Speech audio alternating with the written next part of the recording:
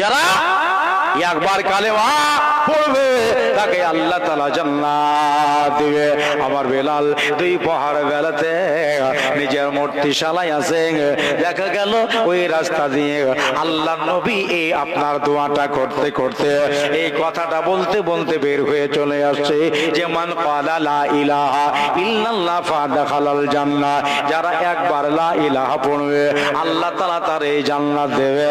আমার মূর্তির ভেতরে কেউ নাই, কোন পুরুষ নাই, কোন মহিলা নাই, আমি দরওয়াজা বন্ধ করে দিয়ে আমি বার হয়ে আসলাম, তাকিয়ে দেখলাম আব্দুল্লাহর ছেলে নূর নবীজির দেখা পেয়ে গেলাম। বললাম ইয়া রাসূলুল্লাহ গে, ইয়া হাবিবাল্লাহ, আমি আজকে বোধহয় সত্য ধর্মের আশ্রয় পাবো। নবী গো আমাকে কালেমা পড়িয়ে দেন, আমারে মুসলমান বানিয়ে দেন। নবী আমার বলে বেলাল যাও একটু ওযু বানিয়ে নাও। বেলাল বললেন হুজুর এখন যদি বাড়ি ওযু বানাতে যাই আমার মালিক আমার আকা উমাইয়া আমারে দেখে ফেলবে, আমারে কালেমা পড়তে দেবে না। ইয়া রাসূলুল্লাহ বিনা ওযু থেকে না আপনার কালেমা পড়া হবে না। নবী সেখানেও বললেন ও বেলাল বেলাল রে, ওর এবার বেটা হামামার বেটা রে, মাটিতে বসে যাও, তায়াম্মুম করে নিয়ে তুমি পবিত্র হয়ে যাও। মাটিতে হাত মেরে তায়াম্মুম করে নিয়ে আল্লাহর নবীর কাছে ইনি কালেমা পড়ে মুসলমান হয়ে গেলেন। মোহব্বতে রসুল ঢুকে গেল ভিতরে, আল্লাহ নবীর মোহব্বত ঢুকে গেল ভিতরে। বলল বাবা নূর নবীকে বলেন ইয়া রাসূলুল্লাহ ইয়া হাবিবাল্লাহ যান আপনি চলে যান, কে কোথায় দেখে ফেলবে আর তারা সন্দেহ করবে, আপনি বাড়ি চলে যান, আপনার সাথে পরে আমি দেখা করব, সন্ধ্যাবেলায় দেখা করব। নবী আমার চলে গেলেন, আর বেলাল ওই জায়গায় থেকে গেলেন। প্রতিদিন আল্লাহ নবীর সাথে কাজ ছুটি দিয়ে হাজিরাতে বেলাল আমার নবীর সাথে দেখা করতেন, মিঠা মিঠা তো জবানের কথা শুনতেন গো। এবার বাবা এবার দেখেন কি হয়। হাজিরাতে বেলাল বললেন আমি একজন নতুন মুসলমান। তাহলে ওদের ধর্ম ওরা করবে আর আমার ধর্ম আমি পালন করব নাকি?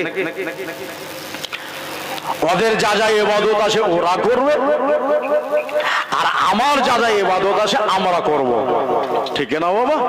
সময় নিয়ে গেলাম বেরাদারান ইসলাম, তো পরের দিন একটা জায় নামাজ নিয়ে এসেছে বাড়ি থেকে। ওরা সবাই ফুল লিয়া চাদর লিয়া, হ্যাঁ, আর যে যা পারবে ফুলের ডালি সাজিয়ে নিয়ে আসবে, আর আমি যাই নামাজে আল্লাহর ইবাদত করব নাকি? কারো উপরে কোন ধর্মের উপরে জোর জবরদস্তি নাই, যার যেটা ভালো লাগবে সে সেটা করবে। এটা হিসাবকে তো আল্লাহ লিবে একদিন, ঠিক না বাবা? আল্লাহ বলেই দিয়েছেন লাকুম দীনুকুম ওয়ালিয়া দিন। হ্যাঁ, কোন ধর্মের উপরে জোর জবরদস্তি করো না। আর নবীও কোনোদিন কারো উপরে জোর জবরদস্তি করেনি, মানুষ নিজে ইচ্ছাই তারা এসে কালিমা পড়ে মুসলমান হয়েছে। জোরে বলেন একবার সুবহানাল্লাহ। দাদারা আমার ভাইয়েরা আমার মা বোনেরা দোস্ত বুজুর্গ আমার, তো বললেন বাবা আমি প্রতিদিন দেখা সাক্ষাৎ করলাম, পরের দিন একটা জায় নামাজ নিয়ে এসে ওই ফল রাখার জন্য থৈলিটাকে গেটের কাছে রেখেছি। যারা টাকা দেবে পয়সা দেবে প্রণামী বাক্সটাকে আমি গেটের এক সাইডে রেখেছি। যারা টাকা দেবে এটাতে ভরে দেবে, আর যারা ফল দেবে এটাতে ভরে দেবে, নাকি বলছেন?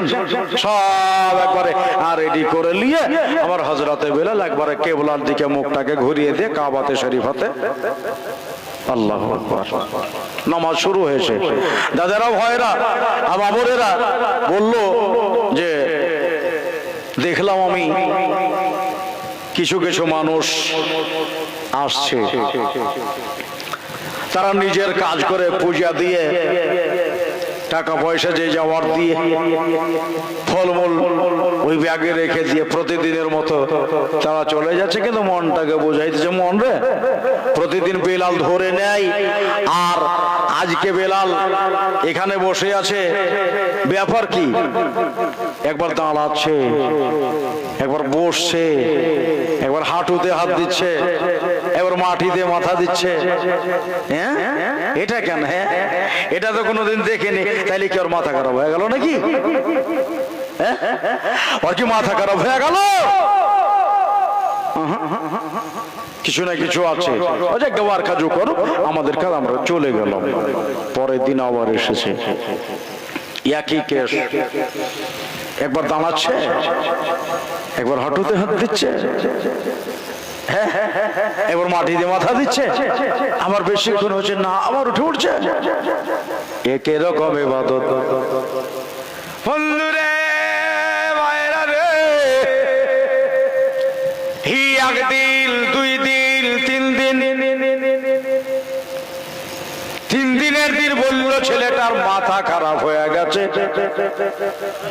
আমাদের নেতা উমাইয়ারে বলতে হয়, মাথা তার কেটে গেছে, যদি না বলি আরো বেড়ে যাবে। তাই কথাটা উমাইয়ার কানে বাবা দিয়ে দেওয়া হলো। উমাইয়া, ও উমাইয়া, তুমি যে তোমার গোলাম রেখেছ, এই গোলাম এমন গোলাম, বড় সুন্দর গোলাম, ভালো গোলাম, কিন্তু উমাইয়া রে তুমি কি তার খোঁজ খবর নিয়েছো নাকি? বলে কেন, কি হয়েছে? বলল ওই বেলালের যে মাথা খারাপ হয়ে গেছে। ভালো ছেলে, ও তো প্রতিদিন রাত্রে আমাকে ফলমূল, টাকা পয়সা সবই বুঝিয়ে যায়। মাথা খারাপ কখন হইলো? বলে একবার দেখে আসো ওই মূর্তিশালার ভেতরে, ওই যে দেবদেবী শালার ভেতরে বসে বসে একবার মাথা মাটিতে মারছে, আবার দাঁড়িয়ে যাচ্ছে, আবার বসে যাচ্ছে, আবার হাঁটুতে হাত দিচ্ছে। দেখে আসো, তার মাথা খারাপ হয়ে গেছে। এই দেখি বলে আচ্ছা ঠিক আছে তোরা যা, আমি দেখে নিচ্ছি। কাছে চলে গেল বাবা। যাওয়ার পরে দেখতেছেন বেলাল আল্লাহ তাআলার যেন নামাজ পড়ছে। সুবহানাল্লাহ বলেন। আমার মওলাকে খুশি করার জন্য, খোদাকে খুশির জন্য নামাজ পড়তেছেন। উমাইয়া বুঝে গেছে তো মুসলমানের কাজ, এত মুসলমানেরা করে। দেখি কতক্ষণ নামাজ পড়ে, আপনার ডাইনে বাইনে সালাম ফেরা হলো। উমাইয়া গিয়ে বলল, বেলাল রে, তুমি তো মুসলমানের কাজ করছো, তুমি কি মুসলমান হয়ে গেছো? বলল আপনি হলে হ্যাঁ তো করতে গোলাম মোরসানি হলে ঠিক আছে বলছি, দাঁড়ান বলছি, এটাই হয়তো বলতো। কিন্তু আমার বেলাল বলছেন আমি মুসলমান হয়ে গেছি। বলল কার কাছে তুই মুসলমান হলি? ইনি বলতেছে আল্লাহর নবীর কাছে, যার নাম সারা দুনিয়ায় চলে, জনাবে মুহাম্মদুর রাসূলুল্লাহ সাল্লাল্লাহু তাআলা আলাইহি ওয়াসাল্লামের কাছে আমি কালেমা পড়ে মুসলমান হয়ে গেছি। উমাইয়া বলল বেলাল, তারে কি তুমি চেনস? বলে খুব ভালো করে চিনি। সে কেমন ব্যক্তি আর আমি কেমন ব্যক্তি চিনা পড়া হয়ে গেছে। বলল বেলাল রে, আমার সমান তুই চিনিস না, আব্দুল্লাহর বেটা যে একটা পাকা জাদুঘর। নাউজুবিল্লাহ বলেন। বলল তুমি কি করে বুঝতে পারলা? তার সাথে তুমি চলেছো, ওনার কাছে তুমি গেছো, কি বুঝলে? কিভাবে তুমি জাদুঘর বললে? বললো আমরা জানি, আমরা শুনেছি যে মুহাম্মদ সাল্লাল্লাহু আলাইহি ওয়াসাল্লাম একটা জাদুঘর। হযরত বেলাল বলতেছেন নবী কোনোদিন কাউকে জাদু করেননি, নবী জাদুঘর নয়। তবে তোমাদেরকে দেখে এটা জাদু মনে লাগছে, কিন্তু নবী আল্লাহর হুকুম ছাড়া কিছুই করে না। জোরে বলেন সুবহানাল্লাহ। তবে কালেমা পড়েছি, মুসলমান হয়েছি, চিন্তার কারণ নাই। তুমি যখন আমাকে কিনে নিয়েছো, তোমার কাজ আমি করে দেবো।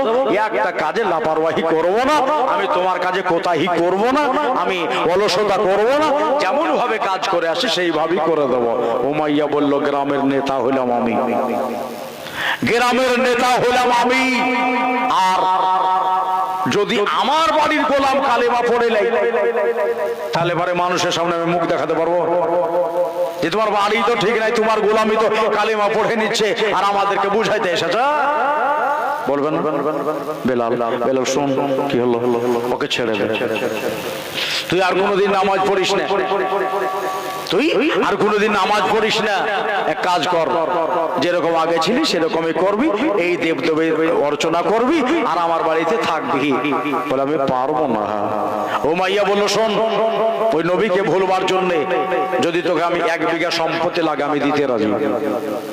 শোন, তোকে একটা ভালো সুন্দর বাড়ি বানিয়ে দেবো, আমার বাগানের কিছু তোর নামে উইল করে দেবো, তোকে আমি বাড়ি করার জায়গা দেবো, বাড়িও করে দেবো, কিন্তু আজ থেকে নবীর কালেমা পড়তে পারবি না।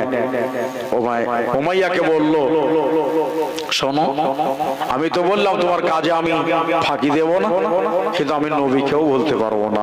একবার জোরে বলেন, আওয়াজ দিয়ে বলেন সুবহানাল্লাহ। বেরাদার, আমার ভাইরা, বন্ধুরা, উমাইয়া বলল, কেন পারবি না? তোকে সব দিচ্ছি। বলে তোমার আমি কিচ্ছু নেব না, আমার বাড়ির দরকার নাই, আমার গাড়ির দরকার নাই, আমার বাগানের দরকার নাই, আমি যে বাড়িতে আছি ওটা হইলেই আমার হবে, কিন্তু আমি নবীকে বলতে পারবো না। আমি এই ভেতরে ভরে নিয়েছি, আজ থেকে যতদিন দুনিয়া বাঁচবো আমি নবীকে বাহির করতে পারবো না। জোরে বলেন সুবহানাল্লাহ। আর একবার বলেন সুবহানাল্লাহ।